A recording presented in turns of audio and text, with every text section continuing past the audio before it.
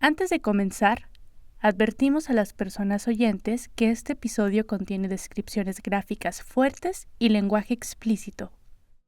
Bienvenidas a Voces del Bordo.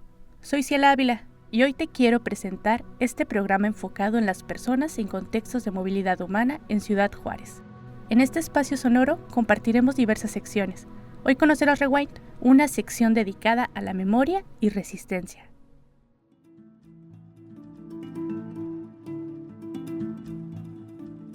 Hace 3 años ocurrió en Ciudad Juárez uno de los casos de violaciones graves a los derechos humanos más importantes del país. El 27 de marzo de 2023, un incendio en la estancia migratoria del Instituto Nacional de Migración dejó heridas irreparables en sobrevivientes y en las familias de quienes fallecieron. 40 personas en contextos de movilidad humana murieron, 27 sobrevivieron con lesiones y secuelas de por vida. Además, 15 mujeres fueron sacadas antes de que el fuego las alcanzara, quienes siguen sin ser reconocidas como víctimas por el Estado. Abraham Rubio, periodista de Yo Ciudadano, nos cuenta la historia de cómo personas bajo custodia de las autoridades encontraron una condena de muerte, el sufrimiento de lesiones irreparables y afectaciones en sus proyectos de vida.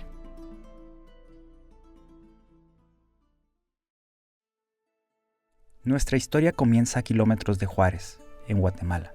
Rubelsi Pérez recuerda ese olor verde y siempre reconfortante.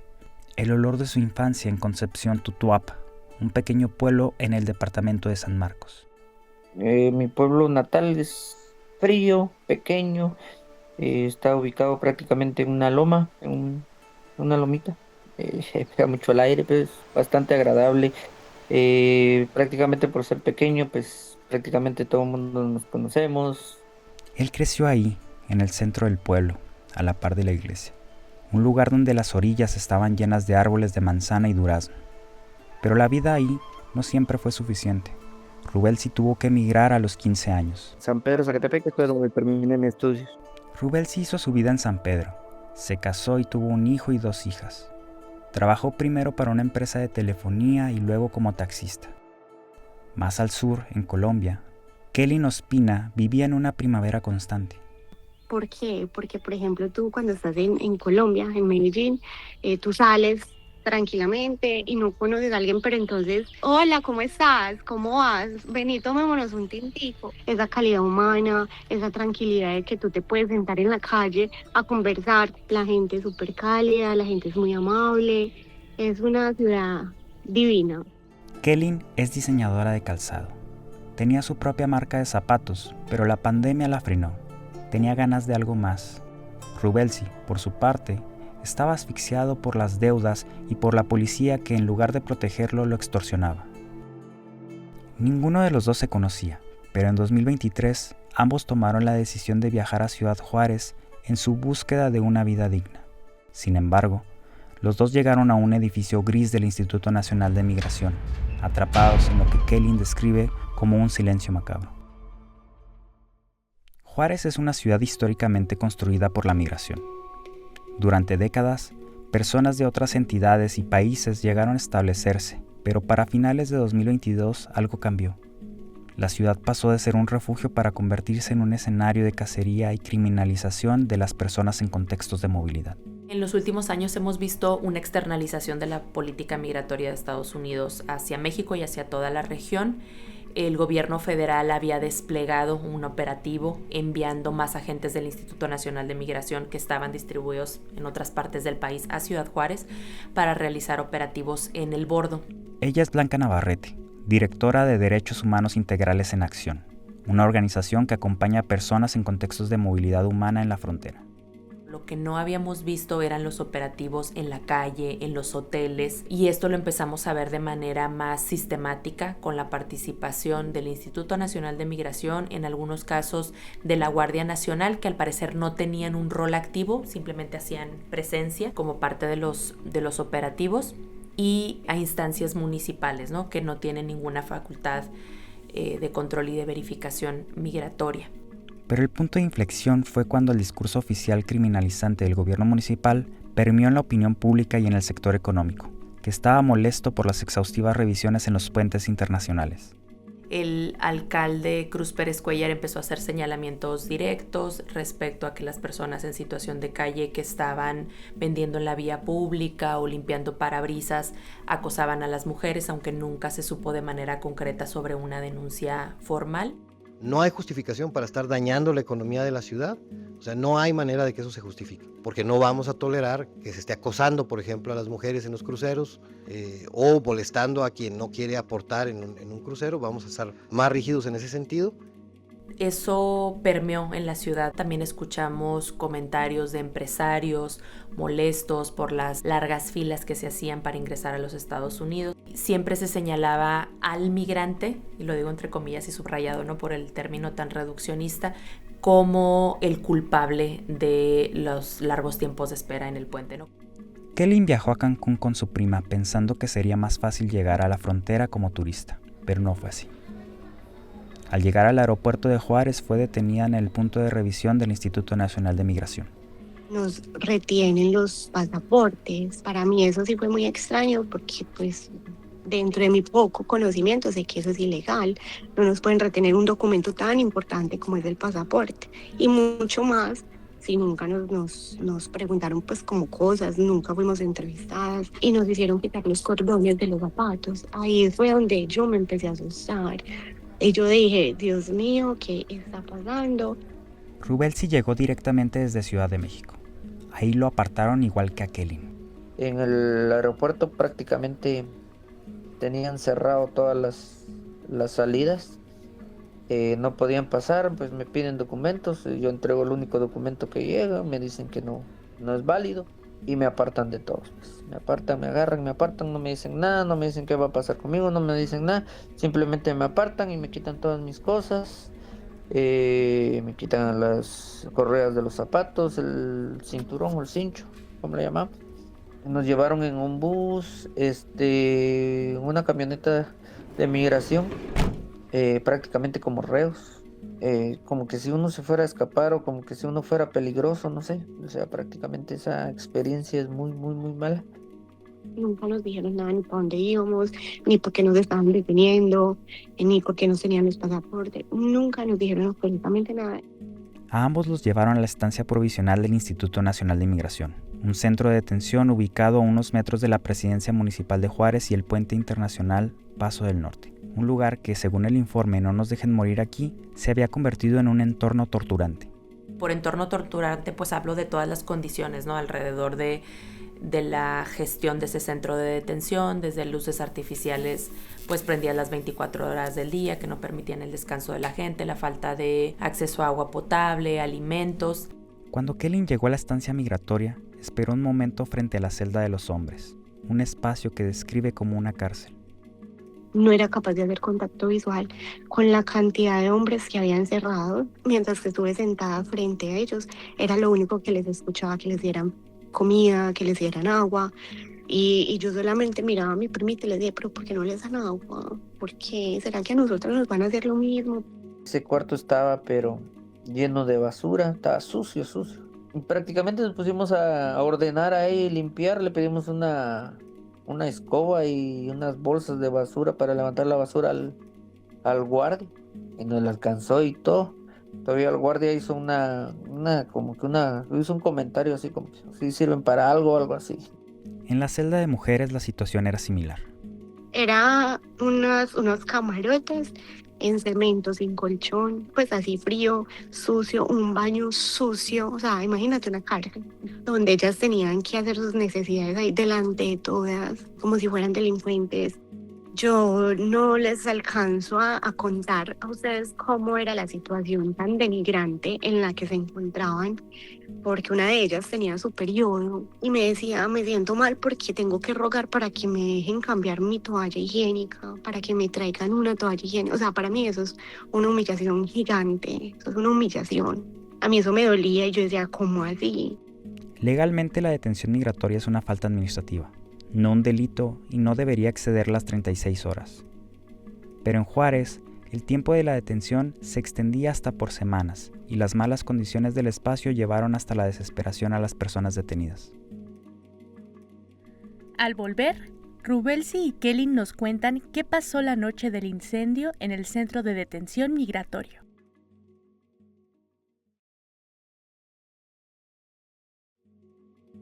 Antes de irnos a comerciales, escuchamos sobre el ambiente de persecución contra las personas en contextos de movilidad en Ciudad Juárez. También las condiciones torturantes del centro de detención migratorio. ¿Pero qué pasó esa noche? Rubelsi, Kelly y Diego nos cuentan cómo inició el incendio. El lunes 27 de marzo de 2023, el aire en la estancia era pesado. El gobierno municipal y el Instituto Nacional de Migración realizaron múltiples operativos en la vía pública para detener a personas en contextos de movilidad que trabajaban en la calle de manera informal. Aquella estancia fue llenándose de personas que recién llegaban a la ciudad, como Kelly Ospina y Rubelsi Pérez, pero también de quienes esperaban una cita con autoridades migratorias de Estados Unidos para solicitar protección internacional. La inconformidad de las personas detenidas por las condiciones torturantes era tal que un grupo comenzó a exigir que les dejaran en libertad. Tras azotar las puertas, algunos comenzaron a colocar colchonetas contra las rejas para iniciar un fuego en forma de protesta. Hubo un par de veces de que alguno de los venezolanos pues amenazó con encender, o sea, de prenderle fuego a la estación, ¿va? De que le iban a prender fuego. Como ahí tenían el encendedor y prácticamente el guardia de seguridad sabía que ahí estaba el encendedor. En un par de ocasiones le dijo que ya se estaban tardando, ¿va? O sea, prácticamente lo estaban incitando. Ellos los estaban incitando a que lo hicieran. Ni las autoridades migratorias ni el personal de seguridad privada encargada del recinto hicieron nada. Solamente un guardia de seguridad se subió, no sé qué, ahí pues, afuera de la reja y empujó una colchoneta con una lámpara, no sé qué tenía. Y no sé qué les dijo porque no escuché qué les dijo. Pero en vez de calmarlos, pues más los enfureció y prácticamente ahí fue donde empezó todo, donde decidieron prenderle fuego a las colchonetas. Ese día, cerca de las 9:30 de la noche, el humo y el fuego lo cubrieron todo. Kelly recuerda claramente el momento. Una persona les estaba entregando sus pasaportes cuando escuchó como una mujer entró gritando al área donde estaban detenidas. Se empezó a llenar de humo, le dijeron al abogado, doctor, salga que esto se prendió, no sé qué, y todo el mundo se fue y nosotras empezamos a gritar, que nos sacaran, que nos ayudaran. Ya no se escuchaban los chicos, ya era un silencio macabro. La celda de nosotros se llenó de humo totalmente. Yo lo único que pensé fue, madre, pues si nos vamos a morir aquí quemadas. Yo le decía a mi primita, nos toca meternos debajo de esos camarotes para resistir un poquito, porque lo primero que lo mata a uno es ese humo. En la celda de hombres, todo se llenó de un humo negro y denso en cuestión de 2 minutos. Yo estaba recostado cuando dijeron le prendió fuego. Yo lo que hice, me paré y solo vi. Y pues mi instinto, digo yo, de sobrevivencia, me fui para el baño, me quité la playera, la mojé en el único balde con agua que había, un balde a la mitad, una cubeta a la mitad. Y lo que hice fue ponerme la playera mojada en la nariz, o sea, taparme la boca y la nariz, amarrarme. Y prácticamente salí a ver a la puerta para ver qué iba a pasar, si la abrían o qué pasaba. Sí, escuché cómo pateaban la puerta, cómo gritaban que les abrieran la puerta. Entre gritos, los agentes del Instituto Nacional de Migración y de Seguridad Privada se acercaron a la puerta trasera sin poder abrirla. Un agente corrió con un extintor hacia la celda, pero el fuego no cesó. Se miraban las llamas, pero poco a poco se fue oscureciendo más porque ese humo denso del plástico fue abarrotando todo el local ese donde estábamos. Y yo solo recuerdo que salí a la puerta, se fue la luz y después ya no tengo recuerdo más. No sé si me desmayé, me botaron, caí, tengo un golpe en la cabeza. No sé cómo me lo hice. A los 5 minutos del incendio se fue la luz y todo quedó oscuro. Rubelsi perdió el conocimiento. A diferencia de los hombres, las mujeres detenidas fueron evacuadas por una guardia de seguridad que se sintió presionada. Para mí ella nunca tuvo la intención pues como abrirnos la puerta. Fue la mano de Dios que tocó su corazón y nos abrió. Cuando nos sacan y nos sientan, inmediatamente son preocupados para que nosotros no nos fuéramos de pronto a escapar de ahí, en vez de ir a sacar a los chicos que se estaban enfermando, se estaban muriendo. Y lo único que decían era pues que se quemen. Ellos se lo buscaron, que se chicharroneen, que se quemen, no les vamos a abrir. Ni las autoridades de migración ni el personal de seguridad privada reportó el incendio. Fue un capitán del heroico cuerpo de bomberos que estaba en supervisión de estaciones quien se percató del humo y se acercó a la estancia. Al ver la magnitud, alertó a la estación central, localizada a 5 minutos. Aproximadamente 13 minutos después del inicio del incendio, llegaron los refuerzos solicitados por los bomberos. Al ingresar a la zona de la celda, la reja aún tenía el candado, por lo que para ingresar tuvieron que romperlo. Además, el calor intenso y el humo los obligó a abrir un boquete en una de las paredes de la celda para ventilar los gases calientes. De acuerdo con el informe No nos dejen morir aquí, los bomberos describieron aquello como una escena terrorífica. Yo me imaginaba que iba a ser un incendio pequeño, hubo una incidencia. Entonces pues nos imaginamos que los iban a tener ahí resguardados afuera, adentro iba a estar controlado, pero cuando yo llegué la imagen fue otra totalmente distinta. Era de ver cuerpos en el pavimento cubiertos con estas mantas térmicas que parecen como de aluminio muy brillosas, algunos ya hasta arriba, otros no. Ver gente moviéndose debajo de esas mantas que ya estaban cubiertas hasta arriba, para mí fue demasiado impactante. Él es Diego Villa, reportero de temas de justicia y derechos humanos en el Diario de Juárez. Ese día marcó un antes y un después en su labor como periodista, y es que aquellas imágenes aún lo acompañan. Y vi por un lado unos bomberos que estaban empeñados en sacar a todas las personas posibles. Me tocaba verlos a través de las rejas porque nosotros no teníamos ingreso a esa área. Me tocó ver a los bomberos quitándose los cascos, quitándose los aditamentos, respirando, tratando de buscar aire porque era aparentemente demasiado el humo que estaba ahí adentro. Les preguntabas lo que podías y ellos te respondían que faltaban más y faltaban más y faltaban más. El incendio de aquella noche dejó un saldo de 40 hombres muertos. 27 resultaron con lesiones de por vida y 15 mujeres sobrevivieron con estrés postraumático. Haber crecido en una época de la violencia en Juárez, como lo fue la época de la guerra contra el narco, pues también te hace pensar que vas a ser capaz de ver todas estas cosas de muerte como lo viste en 2010, 2012. Pero pues no es lo mismo en absoluto. Sigue siendo violencia cruda, pero nada te prepara para ver algo como lo que yo vi ese día. Regresando, conoceremos cuáles fueron las secuelas de esa noche, así como la búsqueda de justicia en medio de duelos y heridas que aún no han cerrado. Antes del corte, las voces de Rubelsi, Kellen y Diego nos transportaron al día del incendio que cobró la vida de 40 hombres y dejó a 42 sobrevivientes con secuelas físicas y psicológicas. 15 de ellas son mujeres que siguen sin ser reconocidas como víctimas por el Estado mexicano. Lo que ha ocurrido en los tribunales es lo que Blanca define como justicia selectiva. El proceso se fragmentó en 7 causas penales, concentrándose en los mandos bajos y los guardias, y no en los altos mandos como el excomisionado del Instituto Nacional de Migración, Francisco Garduño. Precisamente hablamos de justicia selectiva desde que él está imputado por un delito que le permite o le permitió en su momento solicitar la suspensión condicional del proceso en su contra. Si él hubiera estado acusado de homicidio y lesiones, no hubiera tenido esta ventana de oportunidad, que es la que ahorita tiene el proceso penal suspendido en su contra. Suspendido, no concluido, como lo afirmó la presidenta Claudia Sheinbaum. Sin embargo, Blanca señala que a pesar de que Garduño debió de haber estado al tanto de las instalaciones y haberlas supervisado, fue imputado solo por un delito que le permitió solicitar la suspensión condicional del proceso en su contra.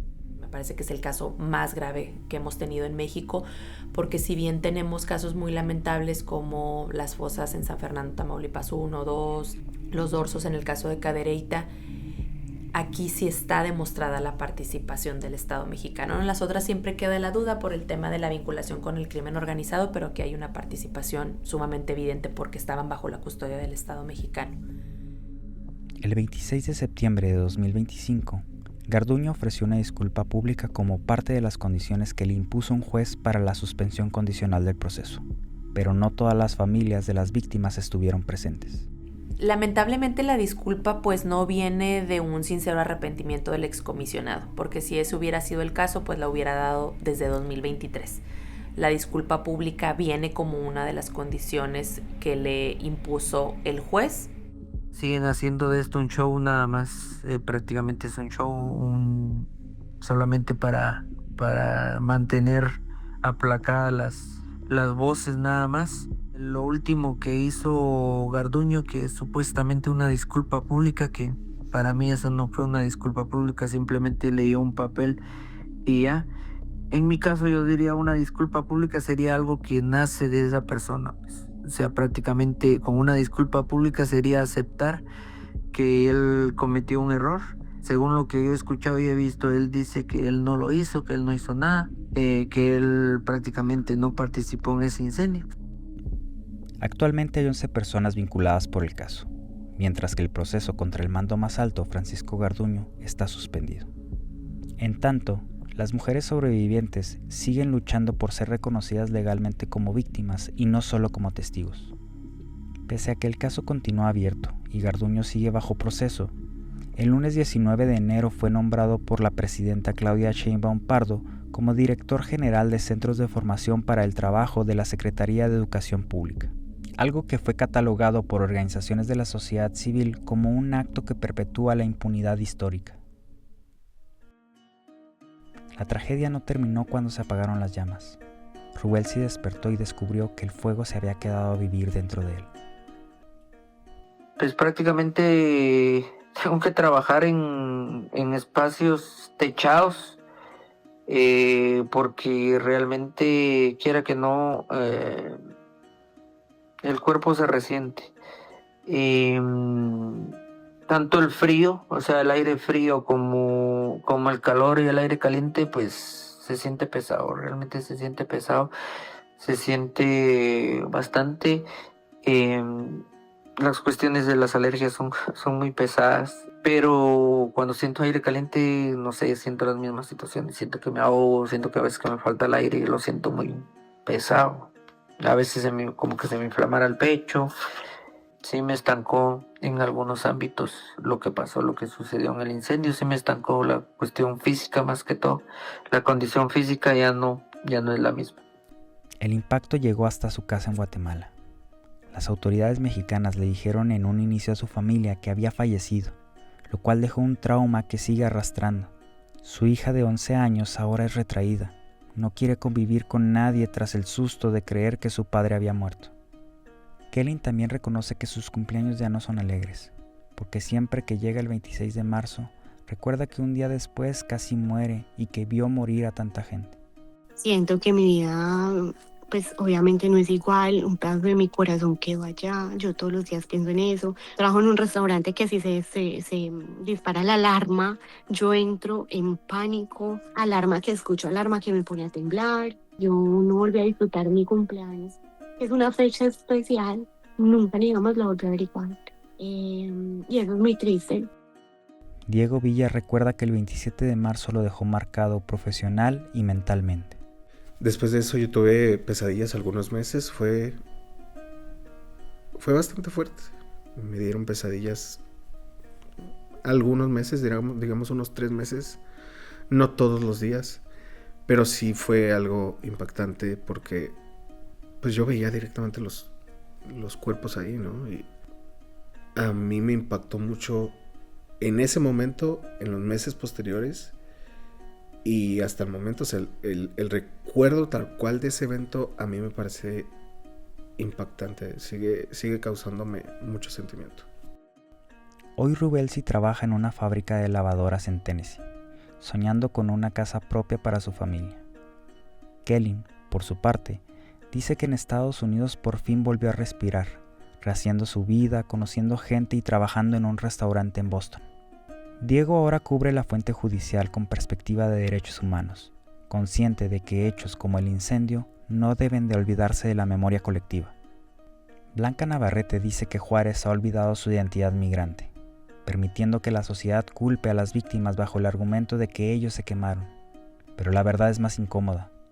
40 hombres murieron porque el Estado mexicano, teniendo la llave en la mano, decidió no usarla.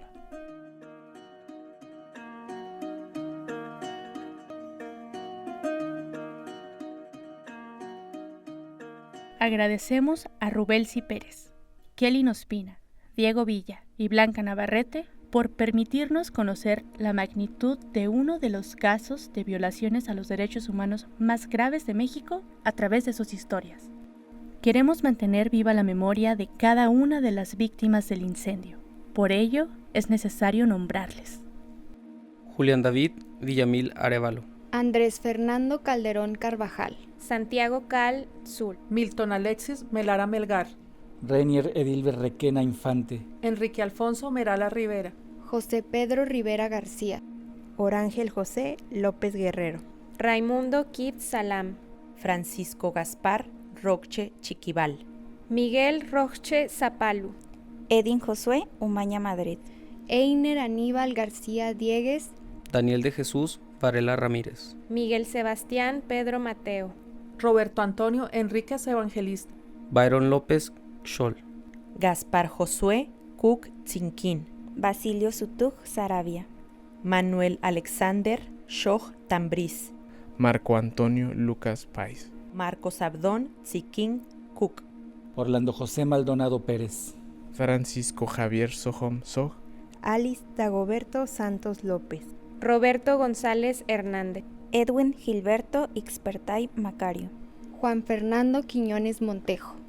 Diego Sag Ixtos. Jesús Adoni Alvarado Madrid. José Rafael Mendoza Ferrer.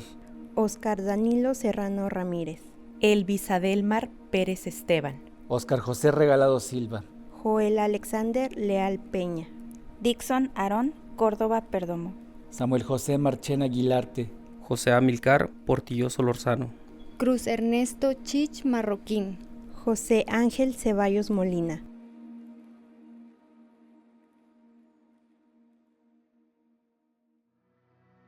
Gracias por sintonizar Voces del Bordo y acompañarnos en este recorrido sonoro de Rewind, una sección dedicada a la memoria y resistencia. Este episodio fue producido por Yo Ciudadano y Día, en colaboración con Órbita 106.7.